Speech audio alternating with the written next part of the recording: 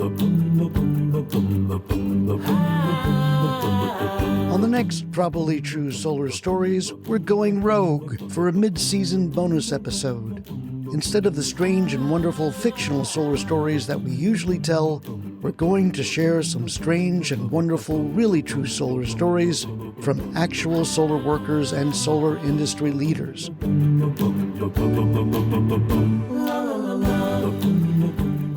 Welcome back to Probably True Solar Stories.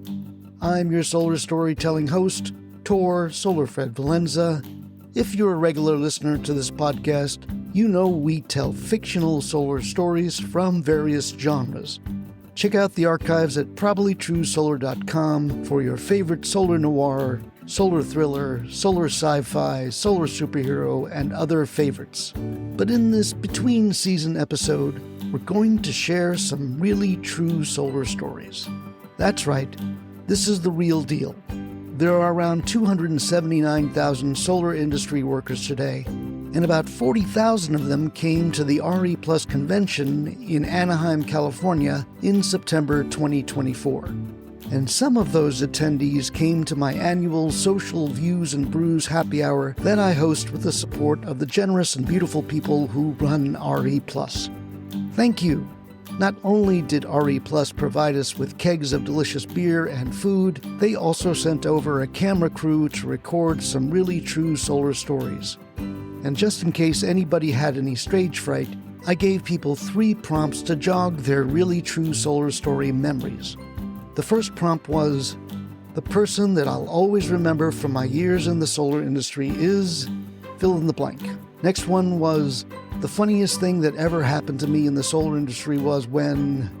And the third prompt was, I remember when I first got hired in the solar industry. And people describe what happened. Some people took those prompts home and submitted their stories later. But the good news is that we recorded 14 really true solar stories, and that's what you'll hear on this episode. In alphabetical order, you'll hear stories from Gwen Brown, Tom Cheyney, Ian Hoffbeck, Nico Johnson, Peter Kelly, Ryan Mayfield, Spenser Meeks, Jigar and Jeff Wolfe, Greg Smith, Jeff Spies, Sean White, Jim Wood, and Ben Zientara. Then at the end, I'll tell you about the one solar mentor that I'll always remember and appreciate. First up, let's listen to Gwen Brown's really true solar story about her first job. Today, Gwen is the Vice President of Communications at the Interstate Renewable Energy Council, aka IREC. IREC is a terrific organization that develops regulatory policies, supports solar workforce training, offers technical assistance, and does much, much more. But Gwen's first job was at a small solar startup called Aurora Solar. That's now a huge solar software design company. But back then, she wrote a ton of educational solar content for Aurora's blog. Here's how Gwen remembers her first day. Hi, I'm Gwen Brown. I'm Vice President of Communications at the Interstate Renewable Energy Council. And I remember when I first got started in clean energy, it was in 2017. I was working for what was then a small startup called Aurora Solar. I was doing solar software development.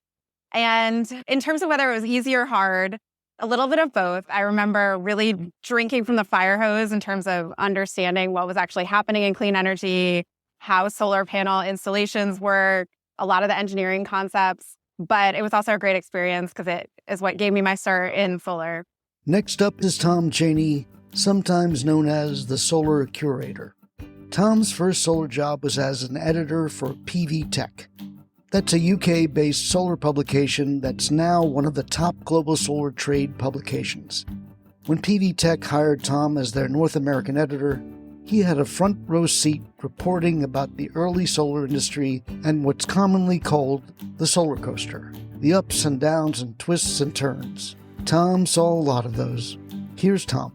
Hi, I'm Tom Cheyney, and I'm currently unaffiliated, but previously I worked in the PR and marketing space with many solar and storage companies. And before that, my first job at Solar, which was as the North American editor of PV Tech and Photovoltaics International magazine. This was in the late 2000s into 2010, 2011. And during that time, I was very focused on the manufacturing wave that was going on in the United States.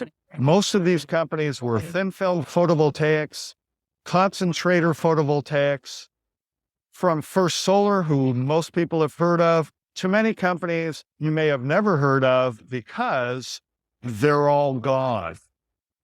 I have in my phone a list that I call Solar Roadkill, and it is a list of all of these companies that I can remember that I met with, talked with at trade shows and the like, who unfortunately went to their early graves.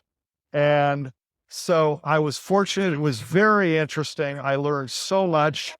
I came out of the semiconductor industry into solar and getting a chance to see all these facilities. And also not just the United States. I did tour some facilities in Europe and in China, including companies that did survive, but it was quite something. And one in particular stands out in my mind right now, Unisolar, or ECD. They were based outside of Detroit, Michigan.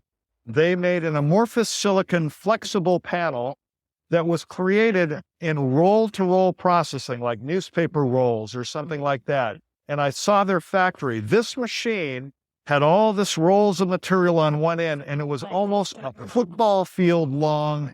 And at the other end, having gone through all these vacuum processes, it was completed. Unfortunately for them, it wasn't the most reliable product, had really low efficiency, and they did go out of business.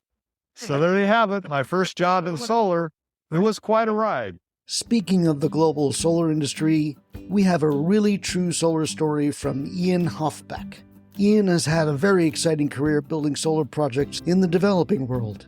In this really true solar story, Ian was building a 1 megawatt project in Afghanistan and had to use some creative diplomacy skills to avoid getting arrested. I'll let Ian tell you the details of this really true solar story. My name's Ian. I'm with Future Solar Industries, and I thought I'd tell you the story about how I had to avoid getting arrested at a solar installation in Afghanistan. So we were doing a 1 megawatt electrification project in central Afghanistan. The city didn't have any electricity, and so we came in and built a power plant with diesel and battery backup and got to build a low voltage distribution grid for them. We were working on this project for a while. The EPC I worked for was not enormously organized and started to fall behind on their payments to their subcontractors. And so it was a Christmas break. My boss and all the other foreigners had left the project, and they put me in charge of just holding on to things for 6 weeks while the boss was gone.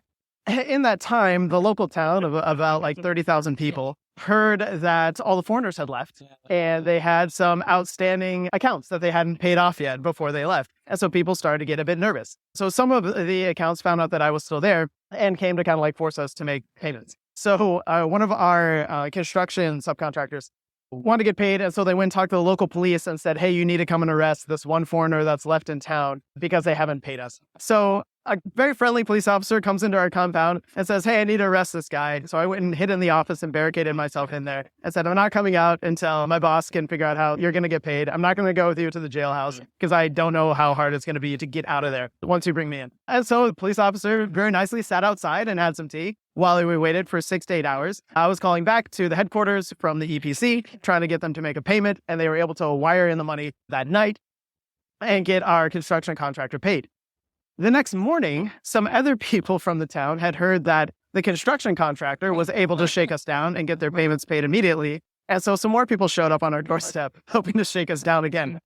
And so this was from like the local bakery and the local wood supplier, like very, very small bills. And I had a few $1,000s left in the safe. And so I said, look, y'all, I'm happy to pay you. I have a few $1,000s left in the safe. I'm here for 2 more weeks.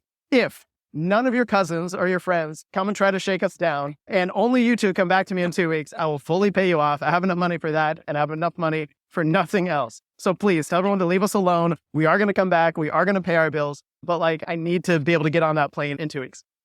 And so 2 weeks come and go. The people come. And so as I'm walking, I paid them about half up front. And then as I'm walking out to the plane to take off and fly home on the tarmac, I went and handed them the other half and said, okay, thank you very much. I'll go get on the plane and leave. Unfortunately, then there was a snow delay and the plane didn't take off. And so I had to spend the next 2 days hiding out in my friend's house, hoping that no one else had heard I was still in town and wanted to shake me down for more money. Eventually, though, I left, we came back, we finished the project, everyone got paid. But yeah, I think that was the friendliest attempted arrest I've ever been involved. And now for something completely different. Peter Kelly is another veteran clean energy PR pro who stepped up to the mic. Peter tells a story about the time he brought a wind energy client and his dog to the RE Plus convention. Fun fact, 2024 was actually the 20th anniversary of this convention. The location changes every year, but we often come back to Anaheim, California. Next year, it's Vegas. Anyway, here's Peter. So the first time I came to the Anaheim Convention Center was when I brought the American Wind Energy Association here in 2011. And we had farmer Tim Hemphill and his dog 3 stories high on top of this convention center because he had leased his land for wind turbines. He had 4 wind turbines on his land. And he said, I wish the whole farm was covered with them. And I love that guy. When the dog died, we sent him a condolences card about the dog. All right, next up is a very notable solar industry voice, and I mean that literally. Nico Johnson is one of my dearest old solar friends and the founder and host of the Suncast podcast, which is approaching 1,000 episodes. The Suncast podcast is not only filled with true solar stories, but a lot of insights from the people that Nico interviews. Before his podcast, Nico was a pure solar pro, and he remembers his first solar customer and installation and the friendship that came out of it. He also tells the story of his race-to-the-finish experience installing the first 100% solar-powered newspaper facility. Finally, Nico tells the story about how he decided to take a solar job because he read an article that I wrote in Renewable Energy World.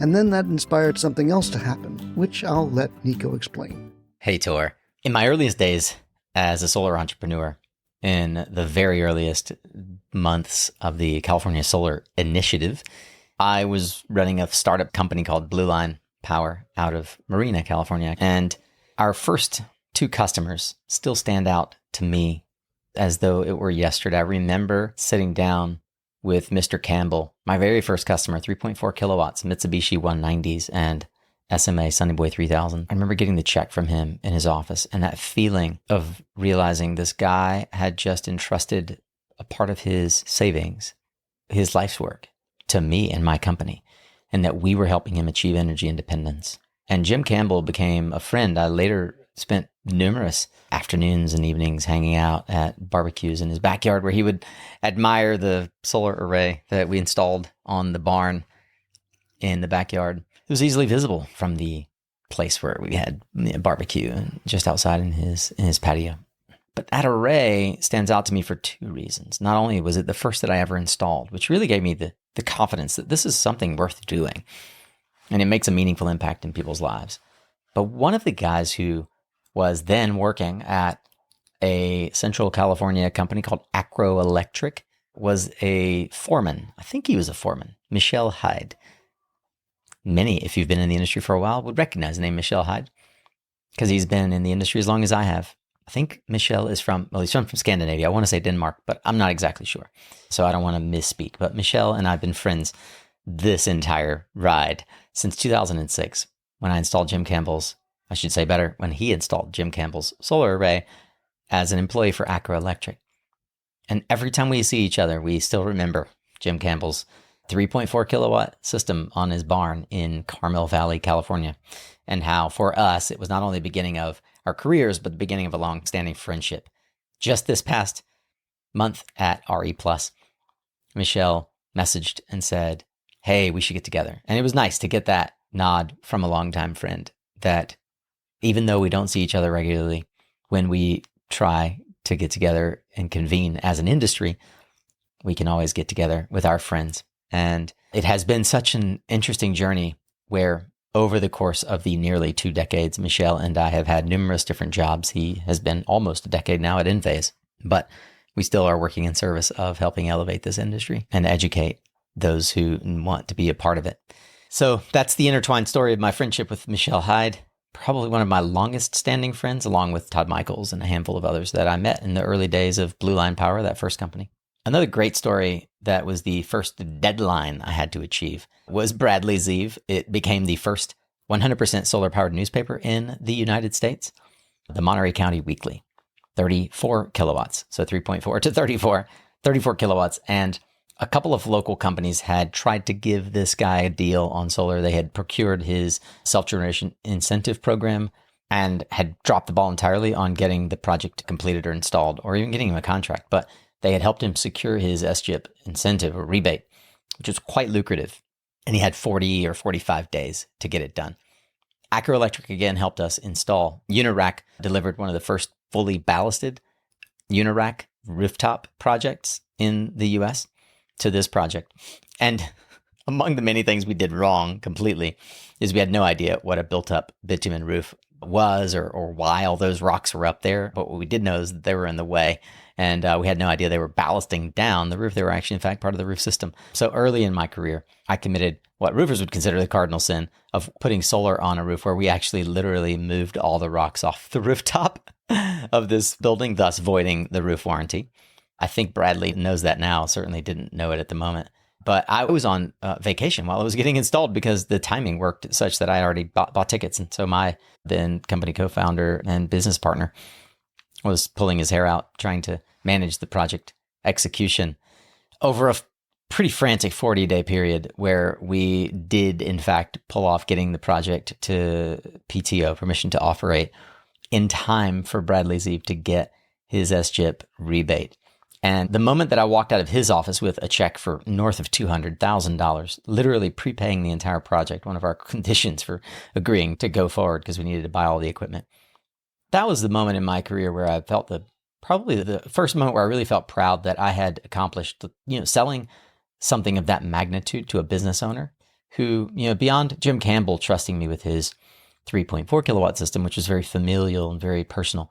Bradley's Eve looked me in the eye and he literally said some expletives along the lines of, "Don't screw this up, kid."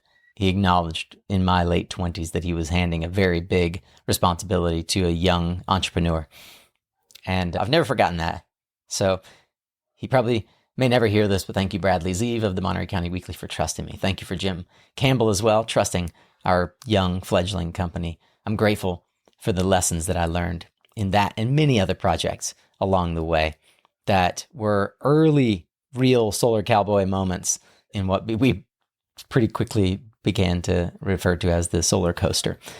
And from 2006 to now, I've learned an awful lot about the art of storytelling and the way to integrate that into creating great narrative for this industry. But early in those days, we were just trying everything that we could to help compel and convince business owners and homeowners that this was the right thing and that there wasn't a better date or time in the future to wait. That narrative remains true today. And I'm so grateful for all of the solar warriors that have been on the front lines of this clean energy transition for all these years, rowing alongside us. And if I could tell a third story, and this one as well is pivotal, it is about a time when I was just getting into my business, thanks to the global financial crisis, had not weathered the storm, and I needed to seek a job. And I ended up having a really, really great opportunity to work for a company in Northern California that ultimately led me to a company called Trina Solar. And very few people knew Trina at the time. And the only thing I knew about Trina was from an article that I'd read of this guy, Solar Fred. And Solar Fred, a moniker that today still stands as one of the greatest in the industry, was a journalist intent on sharing the story of the solar revolution. And he'd been invited by Victoria Vestal, at the time running marketing communications for Trina North America, to travel to China, a privilege that many of us have still yet to enjoy, and to visit this world-class, first-rate automation facility that was the Trina manufacturing facility. And I feel that that article that Tor wrote, which I believe was published either in Solar Power World, Renewable Energy World, maybe it was Green Tech Media, I can't recall at the moment. But that was one of those sort of ground-shaking moments where I became a believer that the Chinese solar panel manufacturing process was worthy of our attention and time. And I went on to work for Trina and was a part of the team at Trina that helped take Trina to #1 in the global market share. And I can truly say that I don't know that I would have trusted the opportunity and the offer to go work for Trina if it weren't for Tor being invited and taking the opportunity to go to China to do the on-the-ground research for me, to compel and convince me that this Chinese company might be, more than just smoke and mirrors. And I should really put aside my judgments of that sort of the way the industry was leaning towards these Chinese manufacturers like Suntech and Yingli and Trina. And that decision fundamentally changed the trajectory of my career. So thank you, Tor, for being one of the people that I'll never be able to forget or thank enough for helping move me in a different direction. Thanks to the Trina folks, Victoria, Michael, Greneau, and so many others who helped provide an opportunity for me to really see the industry at a macro level, like we say, 30,000 feet. And it is because of that experience at Trina that Suncast was born. It's fun to be able to tie those connections together. Thanks, Tor. Appreciate all the work that you're doing. And thanks to all the solar warriors who tune in to your show. Nico, if you ever get the time to listen to this, all I can say is that I'm so glad I could help. And I'm even more glad that you started Suncast. Thanks for inspiring so many more solar people to tell their really true solar stories. Now let's hear some stories from Ryan Mayfield, who answered all of our prompts. If you don't know Ryan, shame, shame, shame. He's such a great resource for the solar industry. He's the founder of Mayfield Renewables and one of the most respected solar engineers and educators in the industry. If you're watching this episode on YouTube, you'll see a lot of old solar panels hanging on Ryan's office wall as art. He's that kind of solar nerd. And as you'll see, he got into the solar business for the pure joy of it. So the person that I always remember from my years in clean energy, there's way too many that I want to mention, but I'm going to pick two if I can. So one is Johnny Weiss from SEI. So Johnny was probably my first, I would say, real instructor for a PV course, and just his enthusiasm, his love for teaching, just everything about what Johnny embodies for the industry is just something that stuck with me from the very first class and something that I really, truly appreciate. The other person is Roger Ebbage from Lane Community College. He gave me an opportunity to do some training, some teaching at the college, and really set me off on a path that I didn't even know was going to happen for me. So those two were instrumental pretty early in my career to get me going. So those would be the guys I'd have to say that I remember from my time. The funniest thing that happened to me in my clean energy career, this one still comes up at every single conference, it feels like. One of the very first conferences we went to, watching one of my coworkers get tackled and pulled down to the Las Vegas jails in the casino for lighting up a joint that he mistook for a cigarette on the dance floor at a club there. So still 20 plus years later, the folks that were there, and I always get a good chuckle when we reminisce about that one. So good times there. And then you asked about the first time to get hired in the industry, and was it easy or hard? And I completely lucked out. I had actually just turned down a job for doing some work for a county, doing some energy efficiency stuff. And my wife told me, if you're turning work down, you better get out there and get a job that you really want. So I started cold calling installers, really only 2 installers at the time in the town I was living in, and got one of them on the phone. And that morning, his one employee had just given notice. And so it was just one of those serendipitous things, called at the right time. I was ready to work for free. I was going to offer up doing some work for free just to get the experience. And he offered me a whole $7 an hour. And so I was over the moon, making $7 an hour when I was going to work for free. So that was my first job in the industry. Felt relatively lucky to get it. Our next really true solar story comes from Spenser Meeks. Spenser is the principal at Apex Presentations and fellow solar communications pro. But in this video, he tells a few really true solar stories about his first job working for Solar World. That's an old solar manufacturer that has since gone out of business, but his experience there had a great influence on Spenser's solar career. Spenser also tells us a solar rat story. Actually, maybe not quite a rat. I'll let Spenser explain. Okay, so the person that I'll remember most from my career, from my years in clean energy, is actually a guy named Bjorn Seipel. He was a German man, emigrated to the US, and was actually my first employer at a company called Solar World. Solar World, I think, kind of angered a lot of people in the industry by advocating for import tariffs on panels because they were an American manufacturer. But Bjorn was super pragmatic, got everything and anything done underneath the sun and really gave me a chance to get my career started in the industry. I got a master's in semiconductors and photovoltaics, but there really wasn't any other options for how to get jobs working in panel manufacturing. But giving my first start was a super compassionate boss and really gave me an opportunity to grow into my own as a professional in this industry. And for that, I'm forever thankful to him. He actually ended up heading up the largest module manufacturing facility in the Western Hemisphere during the time, which is around, I think, like 2014. But unfortunately, passed away a couple of years after that. So kind of this is a bit of an in memoriam. Bjorn, thank you so much for giving me my start, and hope things are good for you wherever you're at. In terms of like the funniest thing that's ever happened to me. So again, worked at a company called Solar World, large module manufacturer. At one point, a nutria got into our panel manufacturing line. You're not familiar with what a nutria is? Imagine a rat and a beaver crossbred and has like, it's the hugest rat. It's a rodent of unusual size. So it got onto the production line and started just like peeing and pooping across all of this like production facilities where people need to laminate solar panels. And we had to shut down the production line and clean it out for like 2 days afterwards. And it was just absolute mayhem to have this enormous rodent running through the middle of things. We talked about it, laughing our asses off for like years afterwards. Yeah. Last question is, I remember when I first got hired in the clean energy industry, what happened? Was it easy or hard? So I kind of went like the academic route of getting a graduate degree in it and trying to get hired at this module manufacturing facility. But the reason that I got hired was I could work with a piece of chemical analysis instrumentation, something called an ICP-MS, which just like analyzes the amount of chemicals, the amount of given element are in like chemical baths or that are on wafers or what have you. And so I got started there as a result of an internship, which was great. Bjorn was the person who hired me, Bjorn Seipel.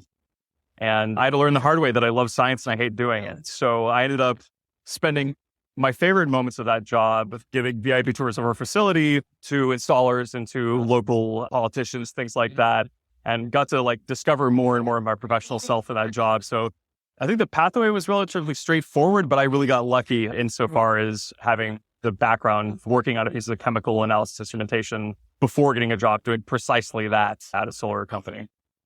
Next up, we have a tandem story told by two solar veterans. If you're in any way related to clean energy, you know the name of Jigar Shah.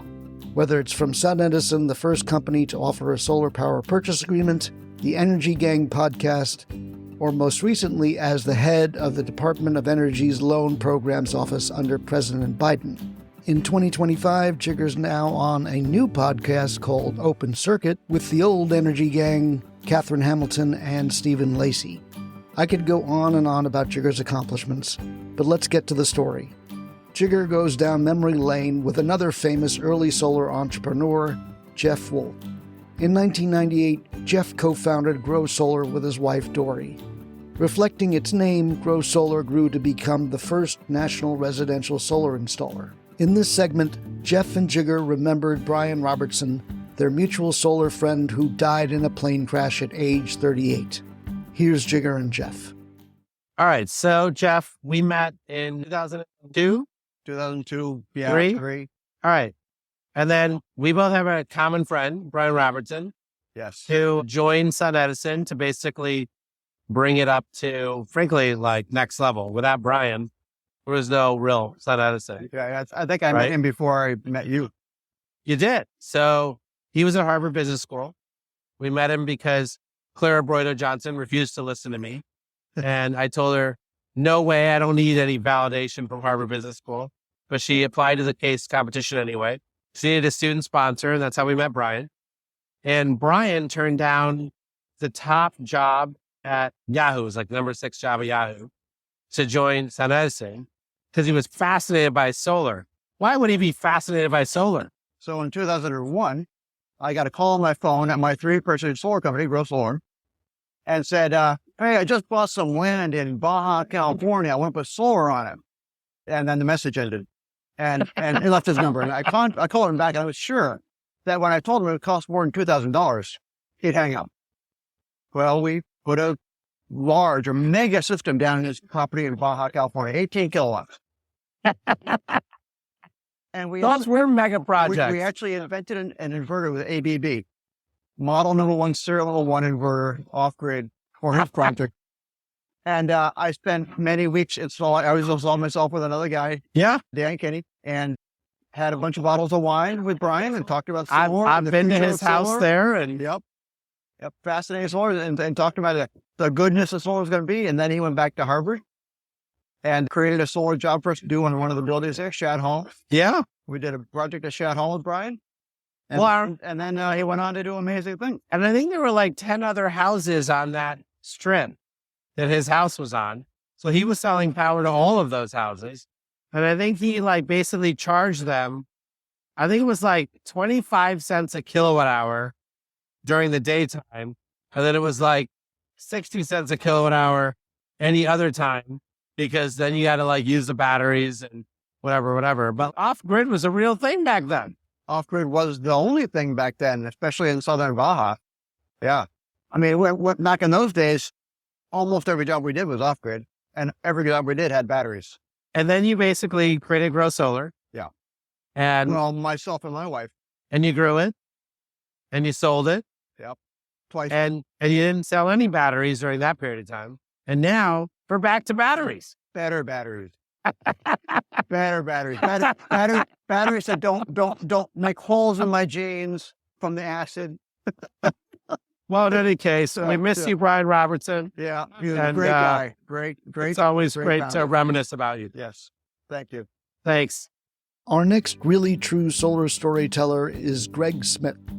Greg is the Global Director of Learning at Tigo Energy, but his first solar job was at SMA, an inverter company. Back then, Greg would try to help customers having technical issues, and one day, he got a call that tested his abilities and his reality. This is a really true solar story, but it could have been one of my fictional, probably true solar stories. Here's Greg. Hey, everybody. My name is Greg Smith. I'm the training director at Tigo Energy. And I got in this industry in 2008, right? Back when I was still young. And I started with SMA. I was right out of the Navy.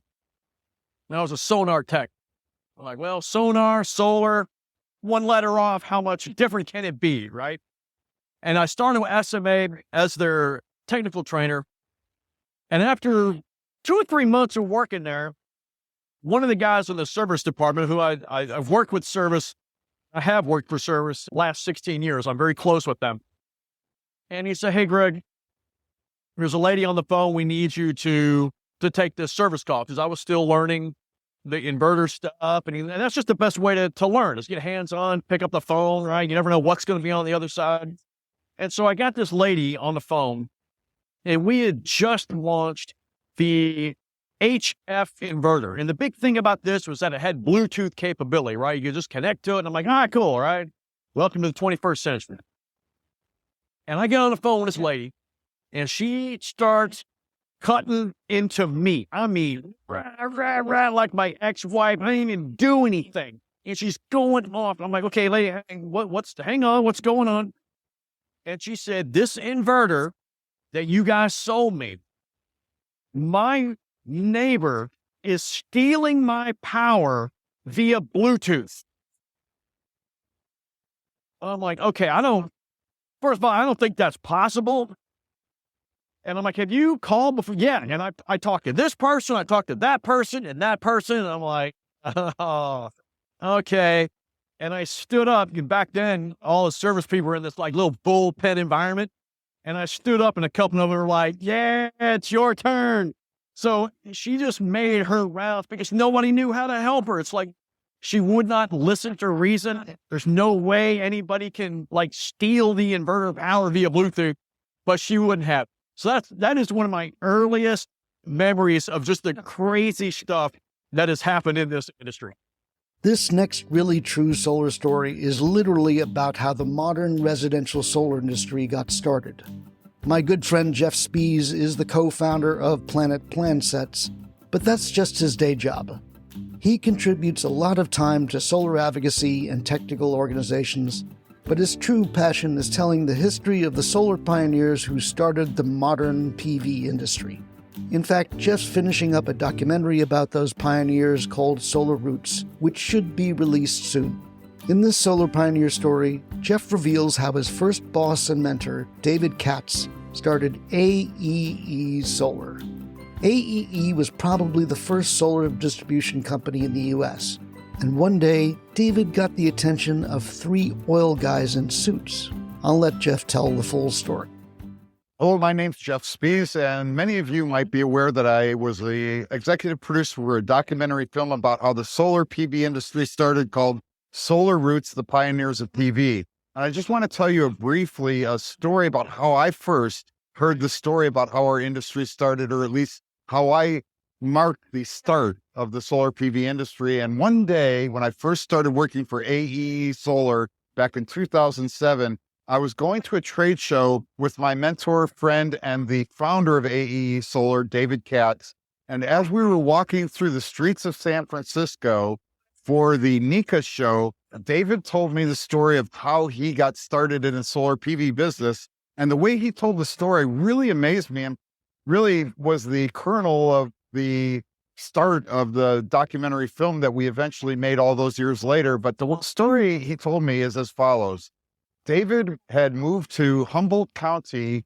He had worked for the Department of Defense in the Bay Area. He decided that he didn't want to live in the hustle and bustle of the big city, so he decided to move to the remote rural Humboldt County at that time. He bought a 40-acre parcel of land, started his homestead, and to support his livelihood, he was doing work on Volkswagen Beetles. He was a Volkswagen Beetle mechanic.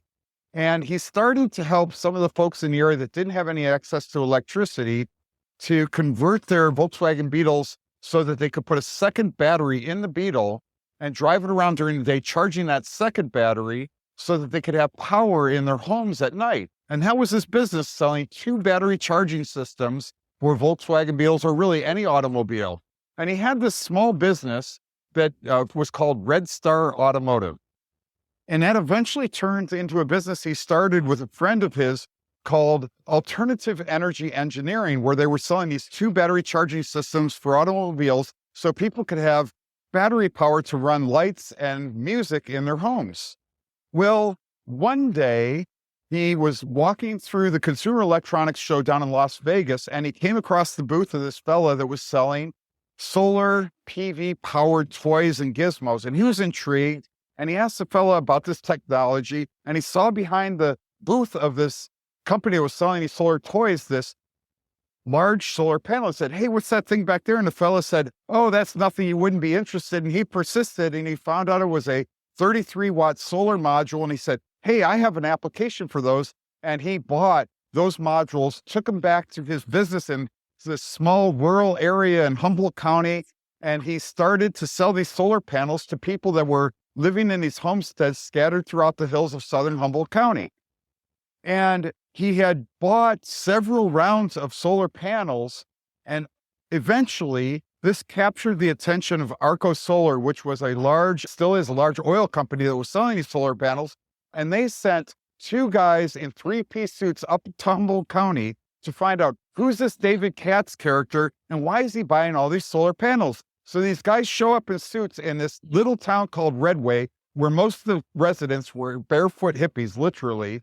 And they started asking around of, "Hey, do you know where we can find this guy, David Katz?" And they thought they were the feds coming to bust David for some kind of illegal activity.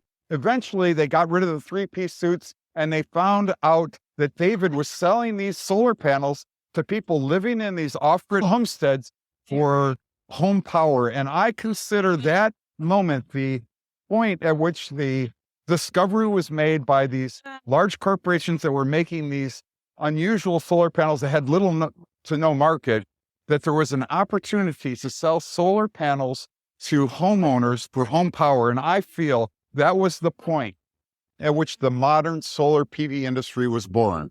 And that's my story. Up next is a very fun solar origin story from Sean White. Sean knows just about every solar installer in the solar industry because he probably trained them. He also helps to write the solar and storage codes and regulations for installing solar, not to mention working with several advocacy organizations. I could go on and on about everything Sean does today, but then we wouldn't get to this funny story about how Sean started his solar career in a bathroom. Okay, this is a kind of a funny story. I was getting into the solar industry, so it was like maybe sort of my first job. It was my first full-time job, let's just say that. And so I was taking classes at the Pacific Energy Center in San Francisco. It was right by the Moscone Center where InterSolar is. And I was networking with people, and I was talking to somebody, and I think the conversation went from outside into the men's room at a little break that we had in this class. And I was telling somebody how I was like, I'm ready to get my full-time job in the solar industry. And some guy hands me his card in the men's room. And that became my first full-time job in the solar industry. He had the same last name that I did. His name is Ken White. My name's Sean White. And it led to working at Fidelity Roof Company. And the person that I ended up working with there too was another guy that's kind of well-known in the industry named Stuart Wentworth. And so I learned a lot of stuff from Stuart, and Stuart was learning things from the roofing company. And he started another company that was called Quick Mount TV, and they're very well known, and he invented some flashing and stuff like that. So anyway, the moral of the story is you never know where you're going to get a good job. So I always talk to people in the men's room in San Francisco. That's where you're going to find some really good stuff. Next up, we hear a really true solar story from Jim Wood. Jim has had a successful career in solar sales and business development for solar panel manufacturers. Today, he's the CEO of SEG Solar, a solar panel manufacturer that's based in Houston, Texas. In this really true solar story, Jim goes back in time before SEG when he was working for another manufacturer in China, and his boss took them out to have some hot pot and to be entertained by a noodle dancer. Yes, a noodle dancer. Like many solar coaster stories, this one has some twists and turns and some irony. Hey, my name's Jim Wood, and this is my solar coaster story. This isn't a funny story. It's just this tragic, dark humor, kind of terrible story, but it's my best solar coaster story that I can think of at the moment. So I was working for a different module manufacturer. It's probably 10 plus, I mean, maybe 15 years ago. And so we're in China, we have a team meeting. So all my colleagues are there, my boss is there, and we do a week of team building. We get kind of towards the end of the week and we do this dinner. And at the time, hot pot is like exploding across China.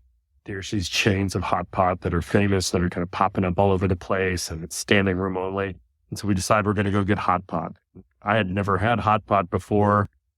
Though I'm familiar with the concept, but for those who don't know, hot pot's kind of like fondue. You put meat in boiling flavored liquid and you eat it, and it can be noodles, vegetables, all that kind of stuff.